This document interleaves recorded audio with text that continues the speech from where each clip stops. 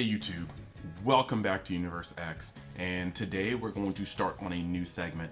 We've already gotten all throughout the coverage for, just Realm of the Gods. So I want to start something new and relevant. And the most relevant thing that we have going on right now, controversial or not, is the DBS Fest that's coming up in Texas as well as Miami for, just the US. There's other locations and this same video may apply to those. But yeah, I just want to start diving into decks that could be a valid possibility. And this one, as you can see in the title, is going to be focused on Red U7. A lot of people have been coming to this channel for a little bit, knowing that I have a thing for the deck. It's a little interesting because of the way it shifted, but I'm pretty excited. I'm actually pretty excited.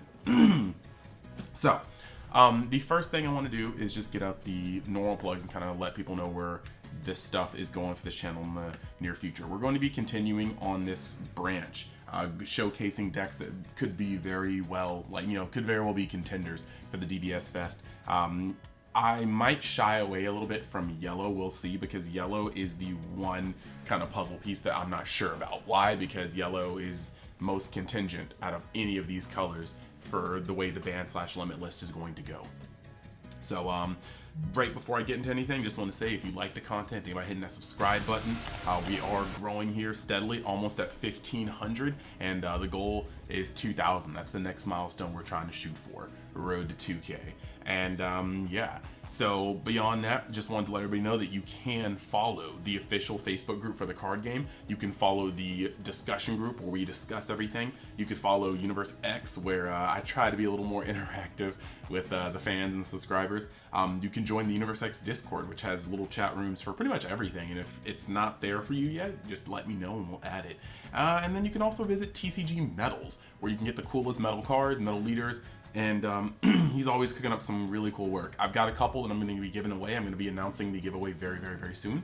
And I'm also going to be doing a special 1v1 of both the founder of TCGMetalZ, which is Chris, who is a longtime favorite of Android 16, versus Jared, who just recently topped 2 for Android 16 at Nationals. So it's going to be a really, really exciting Android 16 mirror match, and you're going to see some things. If you're a fan of the deck or you just want to know how it works, you're going to be able to see it in spades. So I suggest keeping your eye open on the channel for that. So moving on to the meat and potatoes, right? Yeah, we're talking about the DBS Fest format. Now, I'm going to do this hopefully one time and one time only. This is a long, extensive list, so I don't plan to do this every single time I get into it. But what we've got here is a comprehensive list of all of the cards that are usable. So anything with the Unison Warrior little icon here is going to be usable. So well, it's not really focusing there, but anything with the Unison Warrior icon at the bottom, that little UW, is going to be usable in this tournament. And what that includes are the actual Unison Warrior sets. That's Rise of the Unison Warrior, Vermilion Bloodlines, Vicious Rejuvenation, Supreme Rivalry, Cross Spirits, Sand Showdown, as well as the newest set, Realm of the Gods. It also includes Battle Evolution Booster, which is where we get all the cool, well, minus black, it's where we get all the cool just blocker negates. It's also going to be all the TP sets, volumes 1 through 7, which is literally coinciding with those sets that I just talked about, minus Battle Evolution Booster. The promo sets, Champion Pack 2020 Volume 2 and forward, are legal. Draft Box 6 Giant Force is legal. Anniversary Boxes 2020 and 2021 are legal. The decks, the Ultimate Deck, Starter Deck, Spirit of Patara, Clan Collusion. These names, bro. These names. Sand Wonder, Sand Pride, and Darkness Reborn. Those are all legal. And then the expansion sets. 14 Battle Advance, 15 Battle Enhance, 17 Sand Boost, and 18 Namekian Boost, aka Future Trunk Saga. Those are all going to be available to be used. Now, for the purpose of this video, being U7, none of those really matter except for Cross Spirits and Realm of the Gods. I'm not gonna front. And it's actually pretty interesting. So when it comes to what is usable, right, in the meta for this event, when it comes to Red U7 in general, Unfortunately, Vegeta and Gohan kind of fall off as leaders. Gohan, I think, even more so than Vegeta, because Vegeta can just use pretty much the widest variety of good red cards, right? And Gohan can do the same. Gohan can also draw more. However, they both lose Champa, which is a massive card when it comes to red being able to, like any deck, just being able to pivot a normal swing into a game swing. But with the combo power of Gohan, with all the cards in your hand and the ability to cantrip and draw so often, you actually lose out on the ability to shotgun explosive heights with Champa. But you also lose Crown from both decks, and that is a massive thing. Now, both Gohan and Vegeta, like I said, because they're able to use a plethora of good cards, you can see cards like Topo that are gone. We weren't really using Topo as much because of Crown existing and all the counterplays, but you lose cards like Topo, you lose cards like Crown, and I keep saying Crown because Crown is so important. Blue leaves so much energy open most of the time that you're able to peek into their hands and rip out crucial cards. Yellow usually leaves 1 energy open, but later in the game they're leaving 2 energy open. You're able to start taking out things like Riposte and Steadfast if it's going to hamper your plays. There's a lot of decks that get hindered by Crown. Crown is one of Red's best cards, and it's not available in this format. So a deck where you can go kind of more mid-rangey or tempo is not going to be the best choice when you don't have access to some of Red's best mid-range or tempo attacks. And sorry, my cat is wilding. So this kind of makes Vegeta and Gohan less choices. I mean, you got Vegeta like Resolve Renewed that's not legal, and that's a huge card for them, being able to stop Oceanus, being able to stop quite a few things. So it's just a little bit of a hampering, and that does hurt. So when it comes to Red U7, I really do think that in this format, Goku is going to be the best way to go about it, mainly because of the fact that Goku can play much lower to the ground than Gohan or Vegeta, and is able to get around most of the cards that come out for this set. You have to kind of really play weirdly with Vegeta, and you have to overextend your combos with Gohan to be able to play. So the best home for them is U7 Goku, and without having the cards that I really wanted to play in red be legal, my reasons for not liking Goku as much aren't really here. So I'm going to jump over to Deck Planet, and I'm going to show you the proposed list that I've been tinkering on just, for this. So, this is, real quick, let me just actually mute this. I don't want any, yeah, there we go. So, this is my list going into this deck, and there's a couple things I want to address here.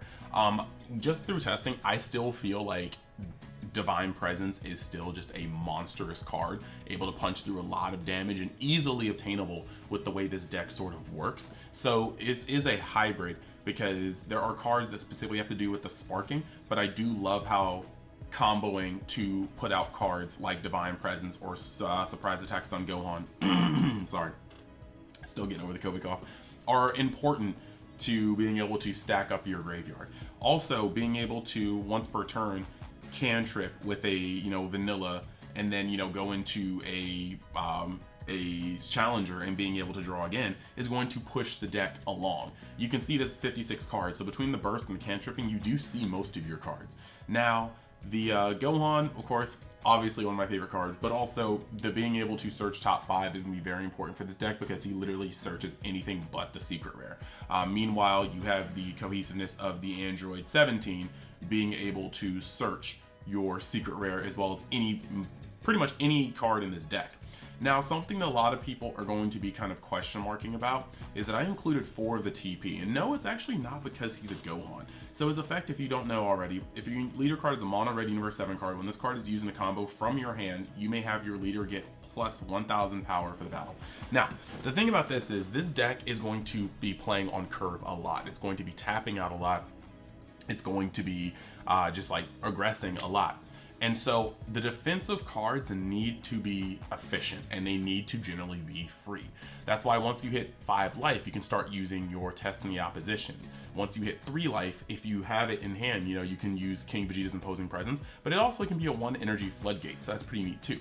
Now, the thing about this is offensively, he can sometimes make some pretty interesting states with your leader, you know?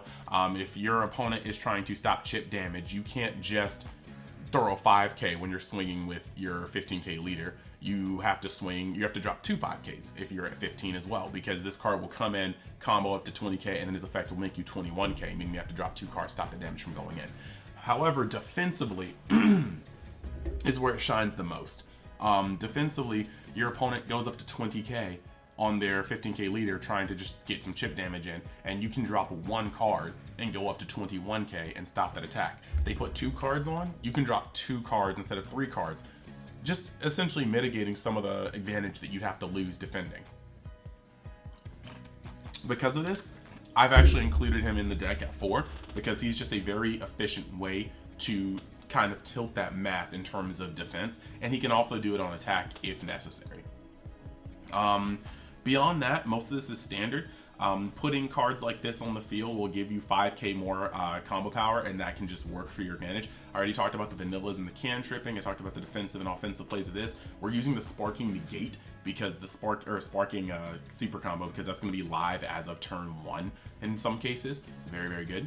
Actually turn 2, sorry. Turn 2 in most cases. So that's pretty neat. And then you've got this guy. I loved him at first. When you're being aggressive, it's not as Gucci, but this deck has the ability to side into a little bit of a heavier build. It's just that because you are constantly bursting, once you get to turn 3 and 4, you're going to start getting to a point where you can't really drag the game on too long. But the goal of this deck is to push your opponent down to 1 life, and of course, kill them with this, but sometimes you can just bowl them over with just good old aggression. So now we're going to jump to untap, and then I'm going to be able to show you just generally how this goes. Alright, so by now you guys should already know what this deck does. I have gone over this deck in a couple videos, plus a little refresher here. So we want to keep it short. We got a 4, and this deck doesn't mind going second. They got a 10. So yeah, this deck is going second, which means we're going to get an extra draw. We're going to open up, and it is important to keep things like testing the ops, because you never know when you're going to see it or not see it. The rest of this can kind of go for now. Going second, yes, we do want to use Divine Presence, but the chances are like we're not going to get as good as a setup as we could get. So that Gohan's excellent. Cool. As far as I'm concerned, this is a great hand. So we're going to move over to life. We're going to pray to RNGesus that you know, the secret rare isn't fully in the life, and then we'll start. We're going to draw a card for going first. We're going to play this because we're going to be down on 1 energy compared to our opponent, so it's not going to be as favorable as it could be. Activating, we're going to swing with the leader once for 10k, and he's going to draw a card. Cool. Then we're going to activate the leader's effect to burst 3 to draw a card. Just the way this deck is made, this should be a full hit. If it's not, I'll be surprised. Cool. So 3 of these. This guy is going to come to our field, and then he's also going to burst 1 for that effect. Cool. So we now have 3 in there, and we're going to be able to come out with that. I'm going to play this, and I'm going to draw a card. I did a little out of order. Draw a card with my leader, and we're going to have to discard a card. We have 2 Android 17s, or 3 Android 17s, so I'm going to discard that. Easy option. And then we're going to pop that to play this Gohan. Gohan's going to search top 5.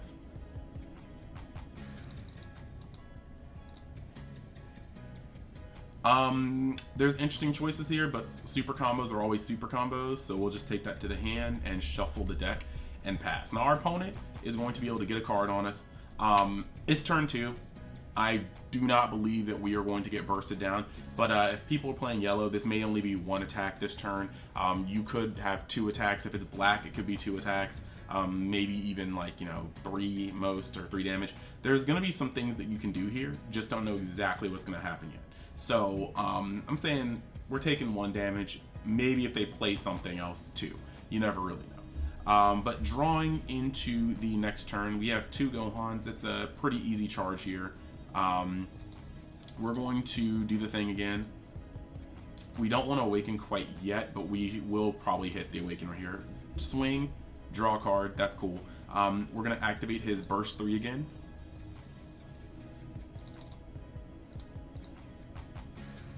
Nailing a vanilla, a Gohan, another super combo. A little unfortunate luck on the super combo, but hey, it'd be what it is. and then we're going to be able to draw a card and then discard a card. Honestly, I'm not seeing myself use this Gohan too many times, and we want to be able to keep the aggression, so we're going to drop this Gohan. So at this point, we could awaken if we wanted to. We have more than enough here, but you want to present good, like, swings. So I'm going to play Android 17, and then we're going to swing. Android 17 is going to look at the top couple cards of my deck. And what do we want here? Divine Presence is cool, but we already got one, so I'll actually take the vanilla and put the other two at the bottom because that's going to set me off next turn. And then we can combo up to 20k. They can combo out of this, but, you know, we have... This is actually going to be what would be pressure. We can combo into that. We can tap this and play the freeze and maybe kill the monster, the other battle card that swung. We get 2 more swings. So you got like 1, 2, 3, 4 swings. Now defending is going to be the interesting part.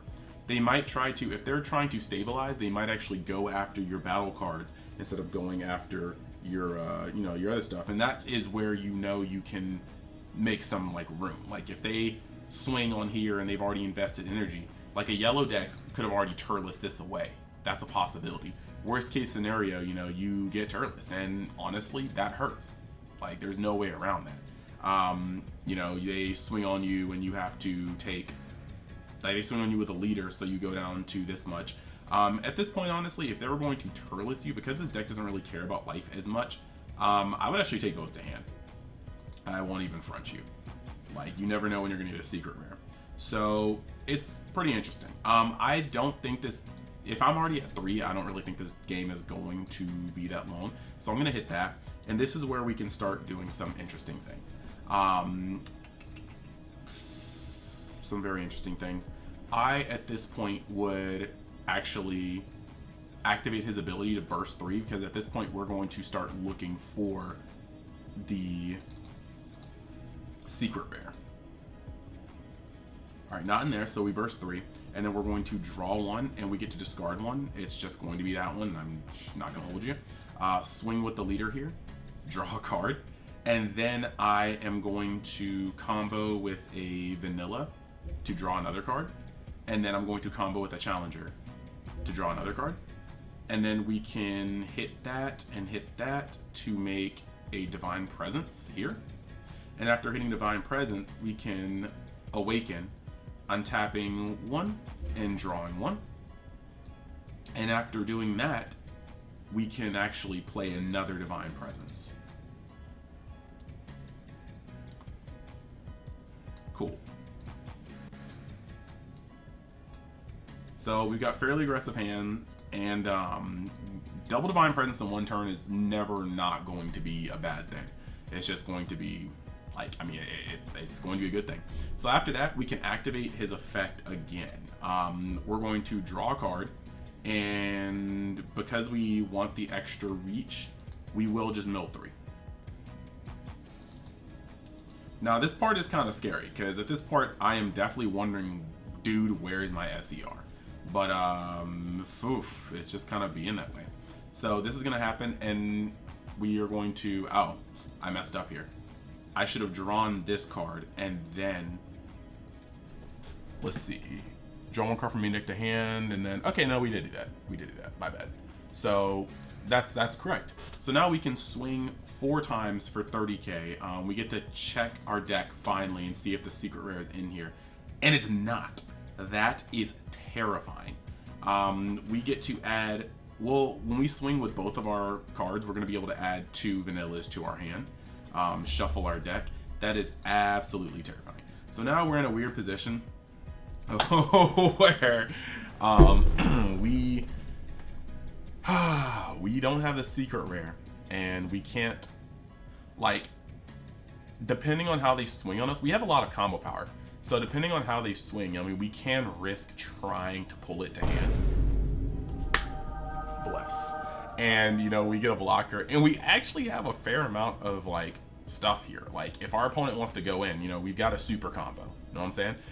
We just got into another super combo. We could play this, and our leader is now 31k if you were swinging at us for 30k neutral. If you want a shotgun, I'd actually take this test because we could outlive a lot. Like, I mean, if you really want to go there, without that card, we could have gone up to 20, 21k, 31k, 41k. If we combo correctly first, we go with these going up to 51k and drawing 2 more cards.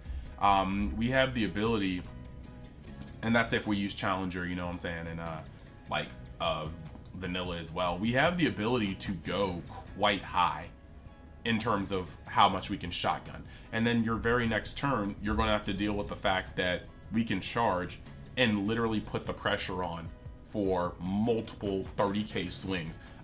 This guy is going to do cool things. He can take 1 Universe 7 from the drop area to the hand, so we can add a super combo back at this point because we just need combo power. And you have a lot to press with before going into Vegeta.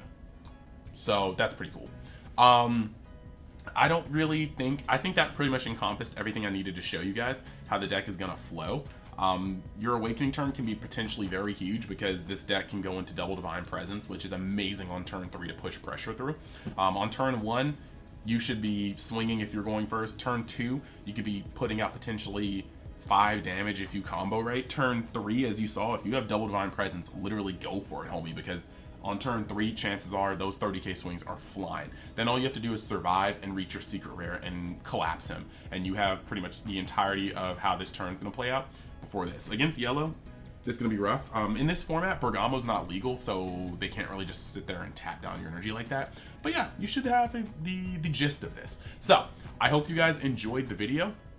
I hope you guys enjoyed what I had to say. I really just wanted to kind of show how I was envisioning this deck going into DBS Fest if you're playing Houston Warrior format. If you have things to add to it, let me know. If you have any suggestions, your thoughts, please, by all means. I'm going to be going through comments today. Haven't really had the energy to go through comments when I was recovering, but I'm about to go through it now. So yeah, thank you. Thank you. And I'll see you guys next time you decide to join Universe X. If you like the content, hit that subscribe button, and we will keep on putting out the content. Later.